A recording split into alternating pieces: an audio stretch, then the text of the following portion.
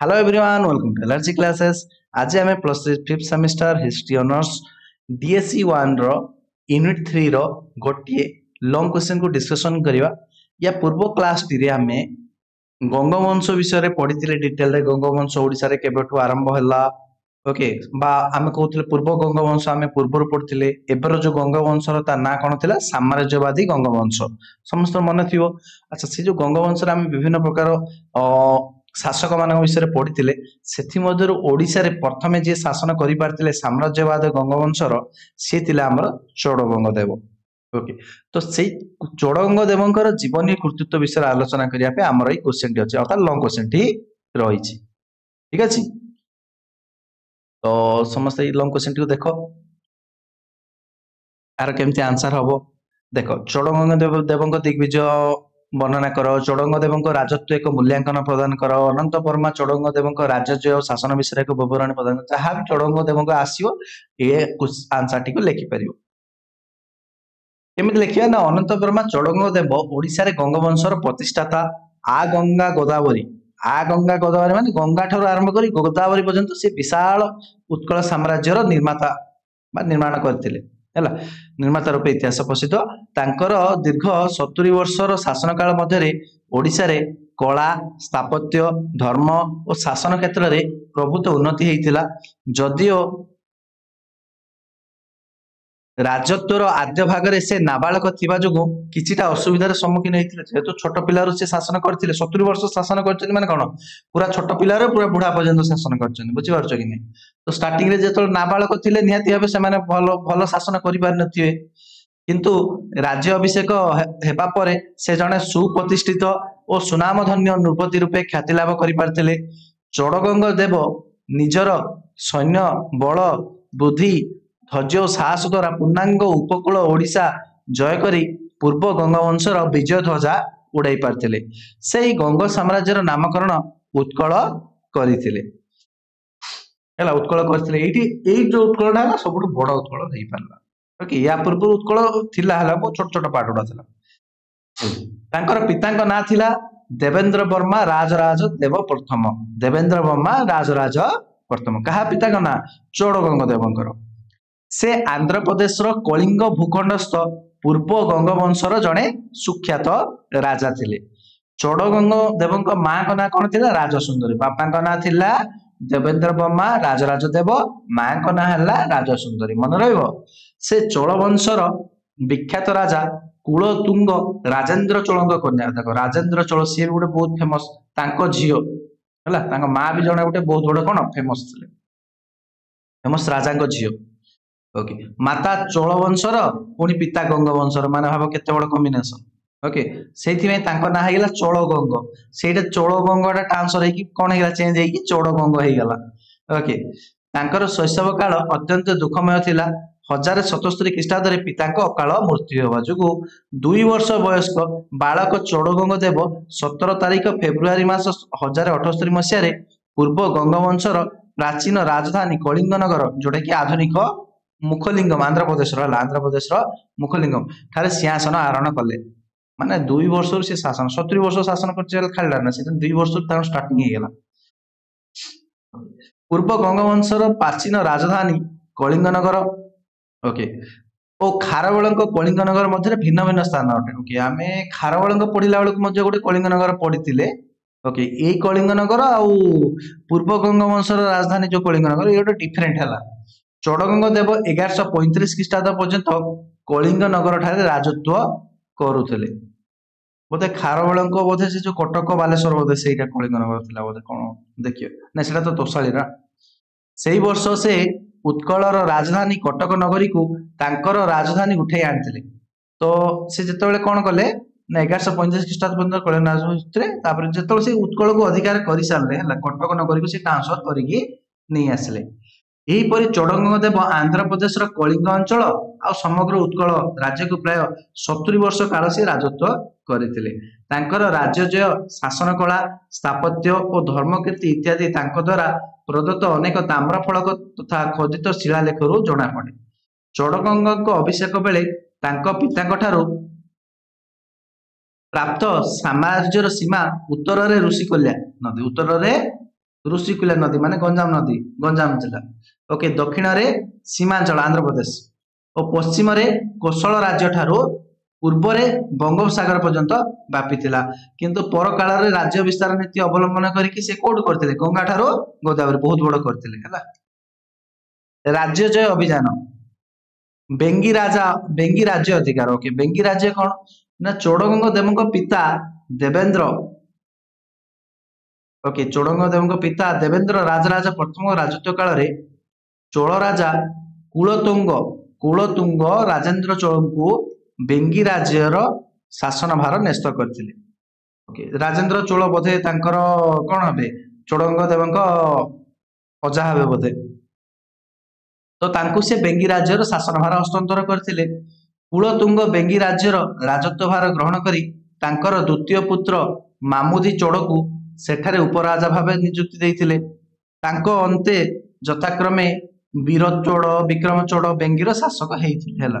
1093 मसीह चोड़गंग देव वीर चोड़ଙ୍କ कन्या चोड़ देवी को विवाह करिगले। अच्छा अच्छा, तांको पर तांको पुओ छिले तो सेपट आडो तांको से हजार घर आडो गुटे धर देले आ जाबे से तांकर पुओर किस गुटे हेइथियो जाऊ तो से जाऊ तांकर सेपट आडो घर आडो गुटे धर लेखा कहले चोड़ देवी को विवाह कले। यही वैवाहिक संपर्क प्रति वितुष्प्र होई चोल राजा कुलतुंग वीर चोड़ को उपशासित पदरु विताड़ित कर देइथिले। अच्छा, चोल राजा कौन कले ना कुलतुंग वीर चोड़ को से उपशासन पदवी बाहर करदेले।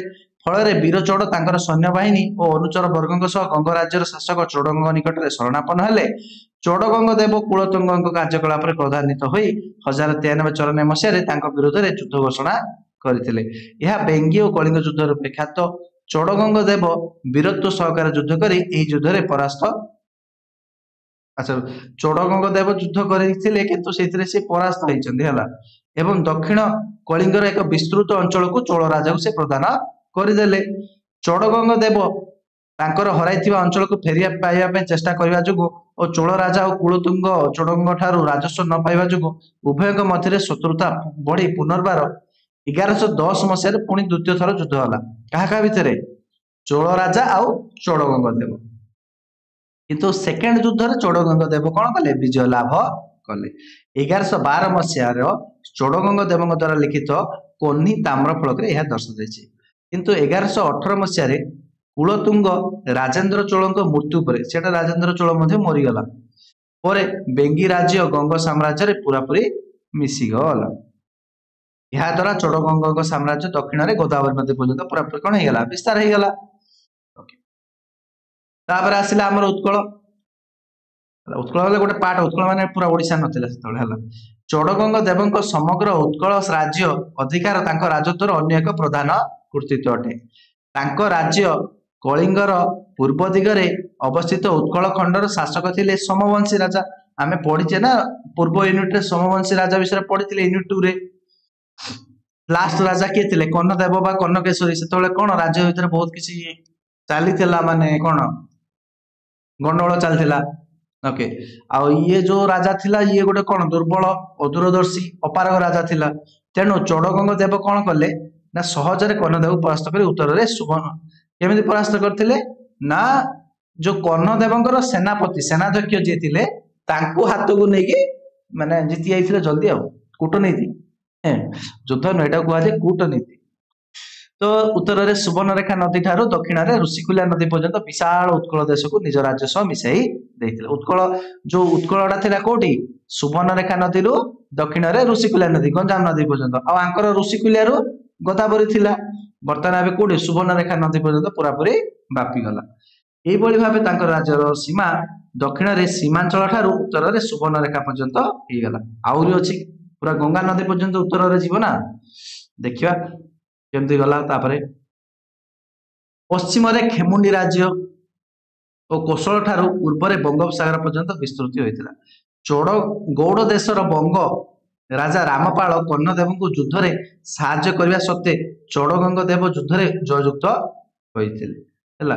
जो गौड़ देशर बंग राजा रामपाल कर्णदेव को साहाय्य करथिले। बंग राजा काहा को साहाय्य कले कर्णदेव को साहाय्य करथिले किंतु तथापि चोड़गंग देव जितिले।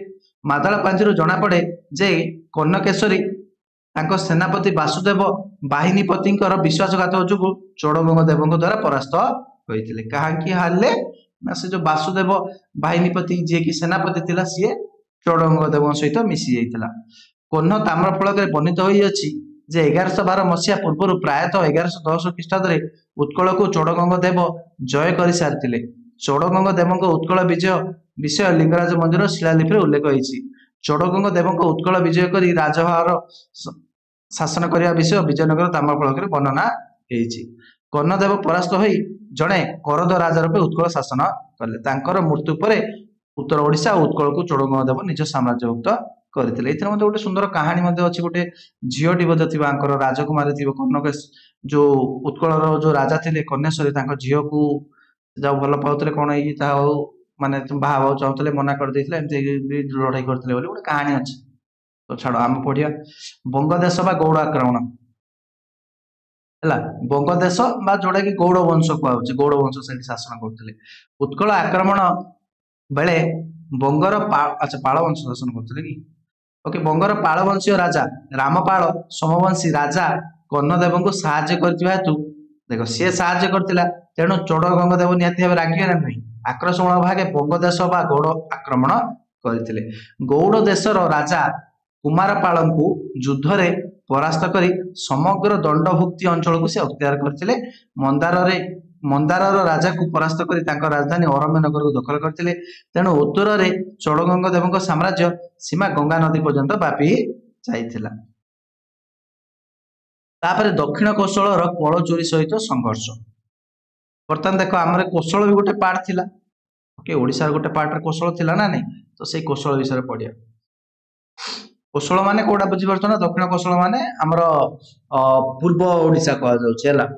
ପୂର୍ବ ଓଡ଼ିଶା ପଶ୍ଚିମ ଓଡ଼ିଶା କହିଲେ କୋଉଟା ସମ୍ବଲପୁର ବଲାଙ୍ଗୀର ସେପଟ ଆଡେ ହେଲା। ତ ଓଡ଼ିଶାର ଉତ୍ତରାଞ୍ଚଳ ଓ ଉପକୂଳ ସମତଳ ଅଞ୍ଚଳ ଜୟଲାଭ କରିସାରିଲା ପରେ ଚୋଡଗଙ୍ଗ ଦେବ ପଶ୍ଚିମ ଓଡ଼ିଶାକୁ ତଥା ଦକ୍ଷିଣ କୋଶଳ ରାଜ୍ୟକୁ କଳଚୋରୀ ମାନଙ୍କ କବଳରୁ ମୁକ୍ତ କରିବା ପାଇଁ ପ୍ରୟାସ କରିଥିଲେ। କଳଚୋରୀ ମାନେ କୋଉଠି ଥିଲେ ଦକ୍ଷିଣ କୋଶଳରେ। ଦକ୍ଷିଣ କୋଶଳ ରାଜ୍ୟ ଲେଖା ହେଇଛି ଦେଖ ଏଠି ସମ୍ବଲପୁର ସୋନପୁର ବଲାଙ୍ଗୀର ଏକଦା ସୋମବଂଶୀ ରାଜାଙ୍କ ଦ୍ୱାରା ଶାସିତ ହେଉଥିଲା। କିନ୍ତୁ ସୋମବଂଶୀ ରାଜା ଯେତେବେଳେ ଦୁର୍ବଳ ହେଲେ କିଏ ନେଇଗଲେ କଳଚୋରୀ ନେଇଗଲେ। କାଳକ୍ରମେ କଳଚୋରୀ ରାଜାଗଣ ଦକ୍ଷିଣ କୋଶଳରେ ରାଜା ରୂପେ ଏହି ଅଞ୍ଚଳର ଅଧିକାର କରୁଥିଲେ। ତାପରେ ବର୍ତ୍ତମାନ ଆମେ ଚୋଡଗଙ୍ଗ ଦେବ ଆସିଲେ। ଚୋଡଗଙ୍ଗ ଦେବ କଣ କଲେ ନା କଳଚୋରୀ ରାଜା ଦ୍ୱିତୀୟ ରତ୍ନଦେବଙ୍କ ବିରୁଦ୍ଧରେ 1124 ମସିହାରେ ଯୁଦ୍ଧ ଘୋଷଣା କରିଥିଲେ। କିନ୍ତୁ ଯୁଦ୍ଧରେ ସେ ପରାସ୍ତ ହୋଇ ଖିଞ୍ଜିଳି ମଣ୍ଡଳ ଦଣ୍ଡବନ୍ତୀ ଅଞ୍ଚଳକୁ ହରାଇଥିଲେ। କିନ୍ତୁ ଯୁଦ୍ଧରେ କିଏ ହାରିଗଲା ଗଙ୍ଗ ବଂଶ ଆମ ଚୋଡଗଙ୍ଗ ଦେବ ହାରି ଯାଇଥିଲେ। ଫାଷ୍ଟ ଯୁଦ୍ଧରେ ହାରି ଯାଇଥିଲେ। ତେଣୁ ଆହୁରି ପୁଣି ନିଜ ଏରିଆ ମଧ୍ୟ ତାଙ୍କୁ ଦେଇ ଦେଇଥିଲେ। ତେଣୁ ଚୋଡଗଙ୍ଗଙ୍କ ଦକ୍ଷିଣ କୋଶଳ ରାଜ୍ୟ ଜୟ ଫଳପ୍ରଦ ହୋଇନଥିଲେ।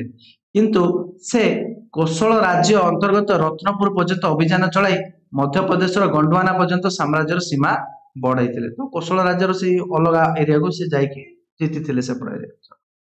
ତାପରେ ଚୋଳ ରାଜାଙ୍କ ସହିତ ଯୁଦ୍ଧ ହେଲା। 1118 ଖ୍ରୀଷ୍ଟାବ୍ଦରେ କୁଳତୁଙ୍ଗ ଚୋଳଙ୍କ ମୃତ୍ୟୁ ପରେ ପରବର୍ତ୍ତୀ ଚୋଳ ରାଜା ବିକ୍ରମ ଚୋଳ ହେଲା। ତ ବିକ୍ରମ ଚୋଳଙ୍କ ସହିତ ଚୋଡଗଙ୍ଗ ଦେବଙ୍କ ସଂଘର୍ଷ ହୋଇଥିଲା।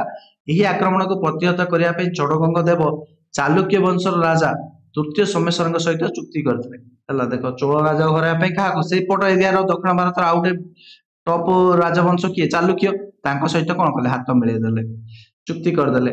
ଚୁକ୍ତି ହେଇକି ଦି ଜଣ ମିଶିକି ଯୁଦ୍ଧ କଲେ କାହା ସହିତ 1133 ମସିହାରେ ଚୋଳ ରାଜା ବିକ୍ରମ ଚୋଡଙ୍କ ଦ୍ୱାରା ଆଚ୍ଛା ଏଇଥିରେ ମଧ୍ୟ ହାରିଗଲେ ହେଲା। ଚୋଡଗଙ୍ଗ ଦେବ ଏଇଥିରେ ମଧ୍ୟ ହାରିଗଲେ। ତ ମିଶିକି ଲଢେଇ କଲେ କିନ୍ତୁ ଏଥିରେ ମଧ୍ୟ ହାରିଗଲେ। କିନ୍ତୁ ପରବର୍ତ୍ତୀ କାଳରେ ଚୋଡଗଙ୍ଗ ଦେବ ଦାକ୍ଷିଣାତ୍ୟର ଚାଲୁକ୍ୟ ବଂଶୀୟ ରାଜା ବିକ୍ରମଦାତ୍ୟ ଆଚ୍ଛା ଚାଲୁକ୍ୟ ଯାହା ସହିତ ମିଳିମିଶିକି ଯୁଦ୍ଧ କରିଥିଲେ ମିଳିକି ଦେଖ ଚାଲୁକ୍ୟ ସହିତ ମିଶିକି କାହା ସହିତ ଯୁଦ୍ଧ କଲେ ଚୋଳ ବଂଶକୁ ଯୁଦ୍ଧ କଲେ। କିନ୍ତୁ ଚୋଳ ବଂଶକୁ ଜିତି ପାରିଲେ କି ଜିତି ପାରିଲେନି ହାରିଗଲେ। କିନ୍ତୁ କାହା ସହିତ ମିଶିକି ଯୁଦ୍ଧ କରିଥିଲେ ଚାଲୁକ୍ୟ। କିନ୍ତୁ ପଛେ କଣ କଲେ ସେଇ ଚାଲୁକ୍ୟ ବଂଶ ଯିଏ ସାଥୀ ଦେଇଥିଲା ତା ସହିତ ଆଗା ଲଢେଇ କରୁଛନ୍ତି ଓକେ। ତ ଚାଲୁକ୍ୟ ରାଜବଂଶ ବିକ୍ରମାଦିତ୍ୟକୁ ସେ ପରାସ୍ତ କରି ବେଙ୍ଗି ରାଜ୍ୟ ଉପରେ ନିଜର ଆସନ ଓ ଶକ୍ତି ପୁନର୍ବାର ଦୃଢୀଭୂତ କରିଥିଲେ। ଗୋଦାବରୀ ନଦୀ ପର୍ଯ୍ୟନ୍ତ ଗଙ୍ଗ ସାମ୍ରାଜ୍ୟର ସୀମା ବର୍ଦ୍ଧନ କରିଥିଲେ। ଏଇଭଳି ଭାବେ ଜଣେ ପରାକ୍ରମଶାଳୀ ନିର୍ମାତା ରୂପେ ନିଜକୁ କରିପାରିଥିଲେ ଓକେ।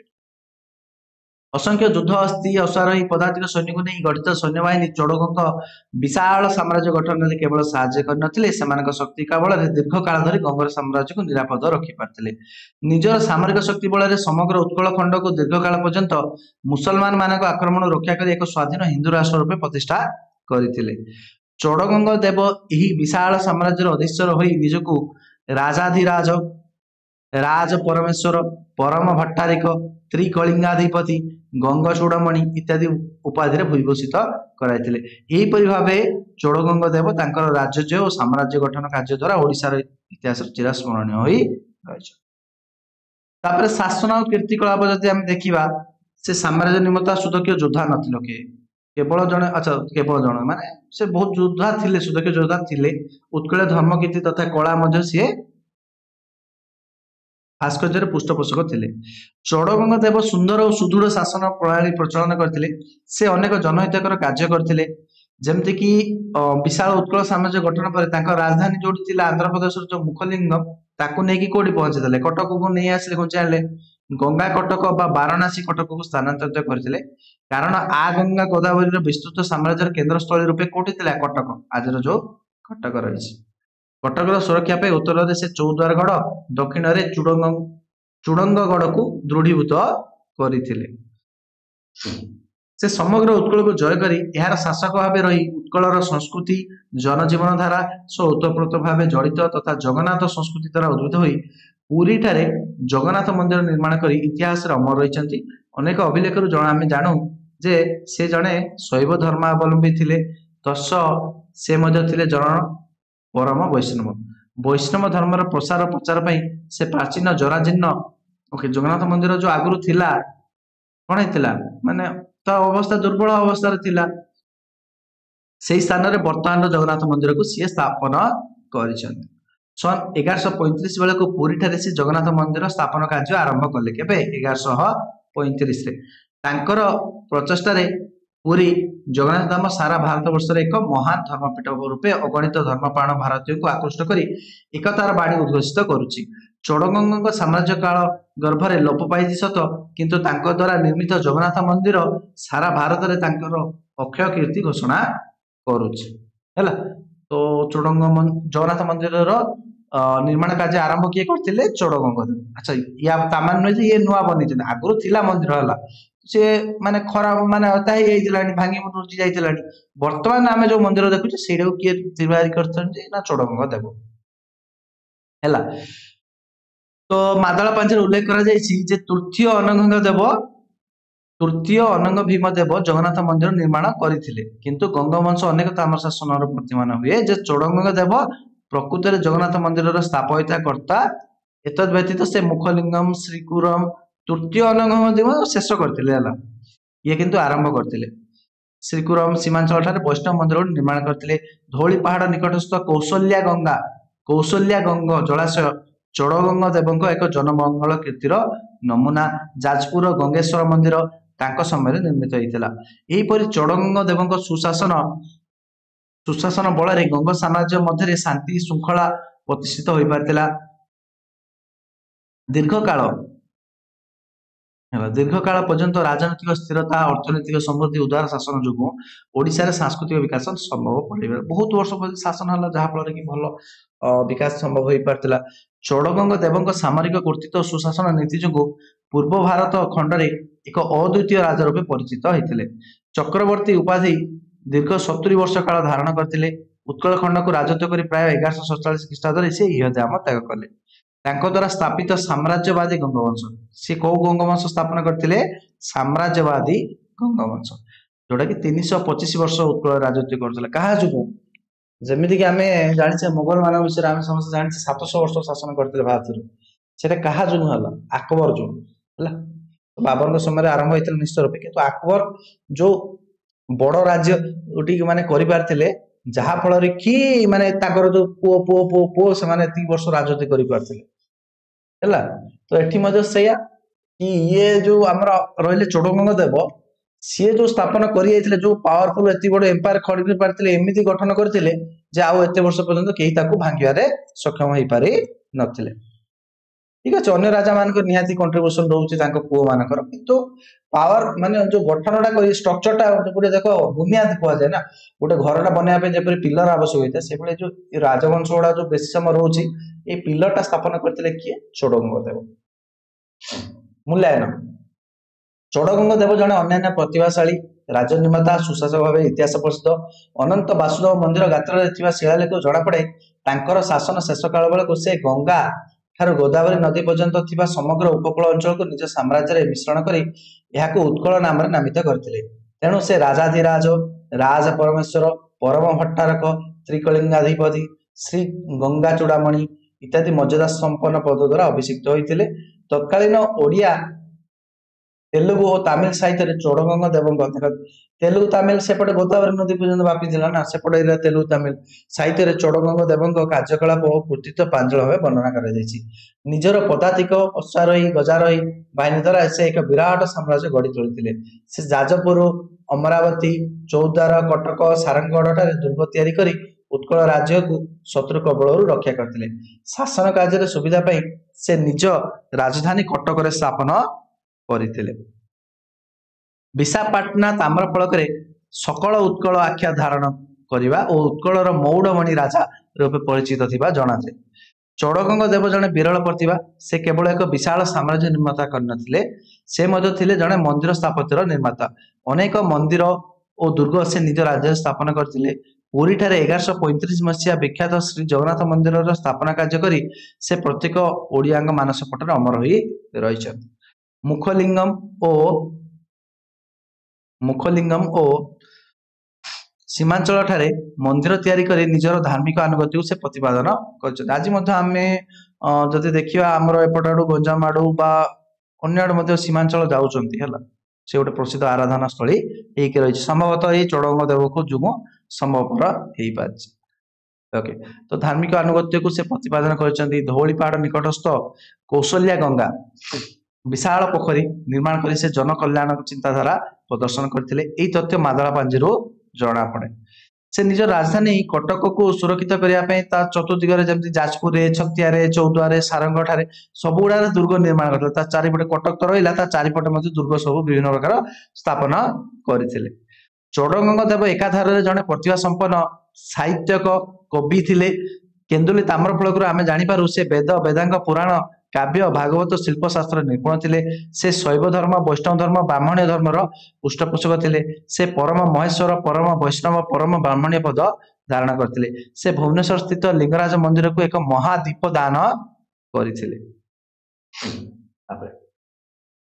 से यही परि भाबे ओडिशा इतिहास रे जने सफल साम्राज्य लिंगराज मंदिर कहार सोमवंश ना लिंगराज मंदिर किए स्थापन करथिला सोमवंश वाला आ गंगा वंश हेले जगन्नाथ मंदिर आ कोणार्क मंदिर से ओडिशा इतिहास जड़े सफल साम्राज्य निर्माता एक नूतन वंशर प्रतिष्ठा रूपे विख्यात होई अमर रही समग्र ओडिशा को एक राजनीतिक डोरी बांधि रखा से जो साधु उद्यम करते निहाती प्रशंसायोग्य जदिच पश्चिम ओडिशा कलचुरी मान ठारू से जो संबलपुर बलांगीर एटा तो हासिल कर पार नथिले कलचुरी मान ठारू ओके आउ दक्षिण ओडिशा चोल मान ठारू मते छड़ाई आनि पार नथिले किंतु से तांकर उद्यम रे केबे अवहेला करनथिले तेणु चोड़गंग देव को पूर्णांग ओडिशा निर्माणकर्ता मध्य अन्यतम कर्ताधार कहले किसी अतिरंजित हबनी से ओडिशार माटीर संतान न ही मध्य ओडिया धर्म संस्कृति जीवनधारा सह अंगांगी भाव जड़ित थिले से जने आंध्र वंशीय राज परिवार दायाद होई मध्य जने प्रिय ओडिया राजा रूपे परिचित थिले यह तांकर महानुभावतार परिचय दिए जते दिन पर्यंत पुरी जगन्नाथ मंदिर थिबो सेते दिन पर्यंत चोड़गंग देव नाम ओडिशा इतिहास रे अमर होइकी रहियो तापर आसिले तृतीय अनंग महाबोधिदेव विजय यात्रा जो कि कोणार्क मंदिर स्थापन करते विषय पढ़िया नेक्स्ट वीडियो रे तो ता पूर्व समस्त वीडियो लाइक करो चैनल को जल्दी सब्सक्राइब करना सब्सक्राइब करो और सांग मान को देखो समस्त चेष्टा करो वीडियो टी पठेया व्हाट्सएप रे हो टेलीग्राम रे हो समस्त वीडियो शेयर करने चेष्टा करो थैंक यू।